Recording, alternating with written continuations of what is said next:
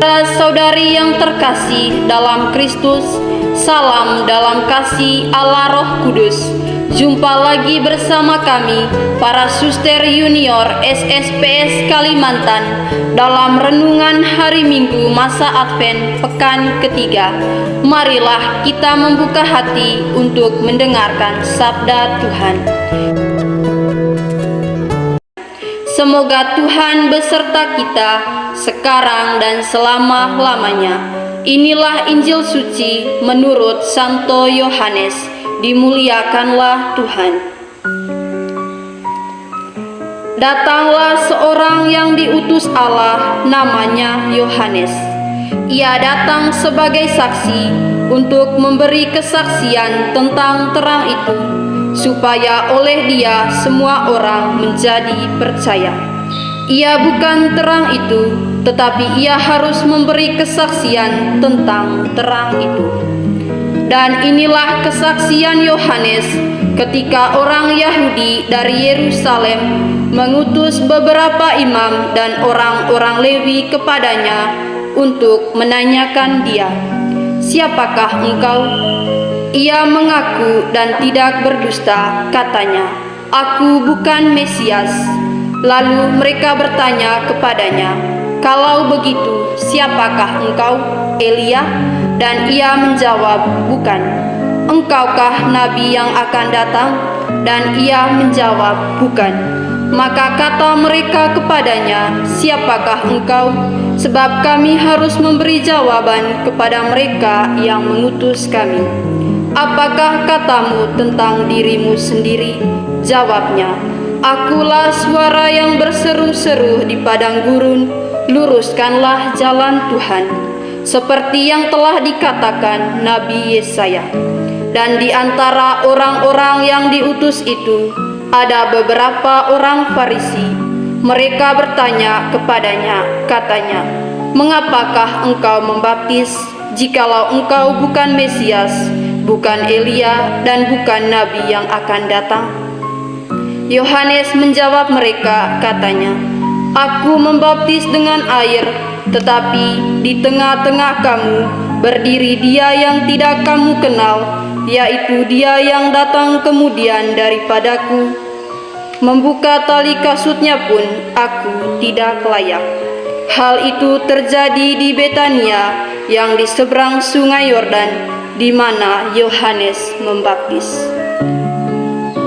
Demikianlah sabda Tuhan. Terpujilah Kristus. Bapak, Ibu, dan saudara-saudari yang terkasih, hari ini kita memasuki hari Minggu Advent ketiga, Minggu Sukacita atau Minggu Gaudete. Sukacita itu pun sungguh tampak kuat dalam bacaan-bacaan suci hari ini. Alasan sukacita itu karena kedatangan Mesias yang kita nanti-nantikan sudah dekat.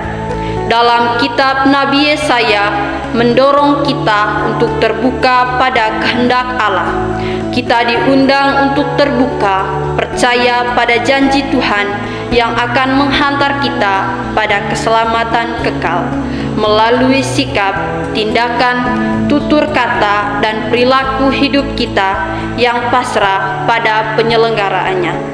Juga dalam surat Rasul Paulus kepada jemaat di Tesalonika mengajak kita untuk sungguh-sungguh mempersiapkan diri dengan tekun dan tak jemu-jemunya kita berdoa dan senantiasa selalu hidup dengan penuh syukur di hadirat Allah. Bapak, Ibu, saudara-saudari yang terkasih, Yohanes Pembaptis adalah salah satu tokoh yang paling besar sebelum kelahiran Tuhan Yesus Sang Juru Selamat ke dunia, di mana Yohanes selalu berseru dan berbicara tentang datangnya kerajaan Allah di tengah dunia. Ajakan untuk bertobat terus disampaikannya dan diwartakannya. Namun, tidak semua orang percaya dengan tulus, seperti orang Yahudi yang mengutus beberapa imam dan orang-orang Lewi untuk menanyai dia, "Siapakah engkau?" Namun dengan tulus juga dan rendah hati serta keterbukaan hati, ia tidak membanggakan diri di hadapan imam dan orang-orang Lewi itu, tetapi sebaliknya, ia memberi kesaksian tentang Yesus Sang Juru Selamat yang dinantikan. Dengan rela dan tak gentar, ia menyerukan pertobatan demi keselamatan kekal bagi manusia. Ia tidak takut mati demi kemuliaan Sang Juru Selamat di tengah dunia. Keterbukaan, kepercayaan, dan pengorbanan Yohanes sungguh telah membawa cahaya keselamatan bagi manusia. Seruan pertobatan di padang gurun bukan untuk kepentingan dan ketenarannya sendiri, melainkan untuk keselamatan bagi orang banyak. Karena bagi Yohanes yang penuh iman, status dan dianggap hebat bukanlah suatu ukuran atau tujuan hidupnya, melainkan ia datang dan diutus untuk menyerukan pertobatan dan membuka jalan bagi Mesias, sang terang dunia yang akan datang. Maka dari itu, bersama Yohanes, dalam suasana penuh sukacita, kita harus berjuang, berani membawa terang Kristus bagi sesama. Hendaklah kita mempunyai hati yang terbuka untuk memberi kekuatan, menumbuhkan serta membangun kehidupan bersama yang penuh kasih. Sebab kita dipanggil untuk ada bagi sesama dengan saling mendorong, menasihati, menguatkan dengan atas dasar cinta Kristus. Sebab hanya dengan keterbukaan hatilah kita dapat menyambut Yesus Kristus Sang Juru Selamat dalam hati kita dan di tengah kehidupan kita di dunia ini.